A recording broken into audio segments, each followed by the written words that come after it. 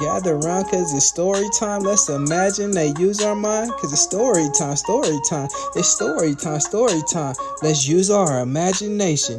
Think it and then create it. It's story time, story time. It's story time, story time. Let's explore with imagination.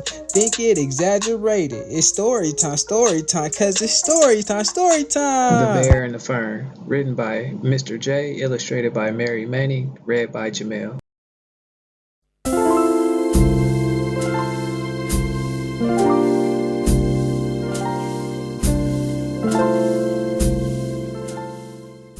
It all started one day when a man and his wife moved into a house to begin their new life. They laid down the carpets and painted one wall. They hung up some pictures in the front entry hall. Their family came over bringing gifts for their home, 3 blenders, 2 toasters, and a used garden gnome. And one final gift that they liked quite a lot, a smallish green plant in a reddish clay pot. The plant was placed down near the window with care, in a room with a crib and a brand new stuffed bear, with brilliant white fur and a wide happy grin, like he just couldn't wait for the fun to begin. The bear woke each night and snuck out the door, anxious to run around the house and explore. He'd ask the plant nicely each night before he went, care to go for a walk, but she wouldn't consent. I can't go, don't bother, said the plant sounding stern. I'm not able to move, I'm only a fern. But won't you just try? Bear sounded confused, but Fern shook her leaves as she firmly refused. So Bear with a sigh would explore on his own, while Fern watched the yard through the glass all alone.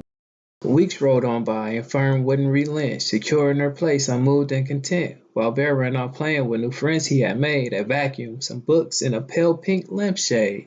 He'd ask every night before roaming about, could we go for a walk? It's so nice to go out. There's a garden out back, and it all smells so sweet, with some funny old roses that I'd like you to meet.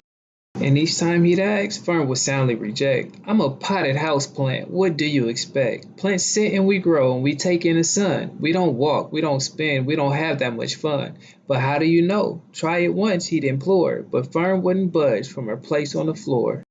Months passed them by and the days became colder. Bear's fur had faded and Fern had grown older. Each night Bear go out, whether snow, cold, or rain, while Fern watched him play from behind her glass pane. And night after night he asked Fern to go, but each time he asked her, she'll shake her leaves no. Seasons flew by and years faded away with Fern in her spot and Bear out to play. His one ear was chewed and his fur matted down, her leaves grown bigger and some edges were brown, but still Bear kept trying. You don't need to be prone, and Fern would snap back, just leave me alone. Decades would pass in much the same way, and then as it happened on one fateful day, a strange man appeared and came through the door and dropped a big box in the room on the floor.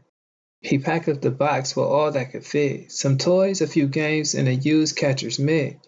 He moved out the bed, the dresser, and chair, then on top of the box he placed the old bear. I've no room for this plant, the man said with a bark, and he left the fern behind on her spot in the dark. Fern sat real still in the silence of the night, reflecting upon her unfortunate plight. The only light came from a bit of moon glow, and she anxiously looked through the frosty window. But no one was playing in the cold wintry air, and she wept as she realized that Bear wasn't there. Then all alone, her leaves withered and dry, Fern sadly wondered, well, what if I try? She rocked to her left, then swayed to her right, pushing herself with all of her might. It took all of her strength and the last of her will, but she took a small hop away from the seal. She couldn't believe it and started to cry. I knew you could do it, if only you try. It was Bear, he came back and stood at the door, more faded, more brilliant than ever before. I'm sorry, said Fern, as she finished the spin. I'm sorry I waited so long to begin. Bear hobbled over to Fern's brand new spot and put his arm gently around the clay pot. Come, Fern, Bear whispered, too choked up to talk. Come, take my hand. Let's go for a walk. The end. The Bear and the Fern. Thank you for reading with me. Like and subscribe.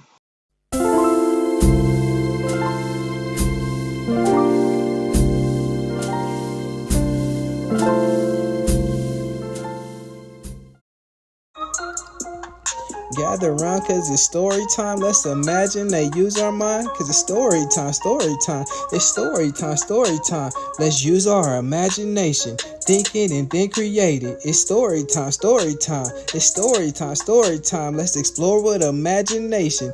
think it exaggerated. It's story time, cause it's story time, story time.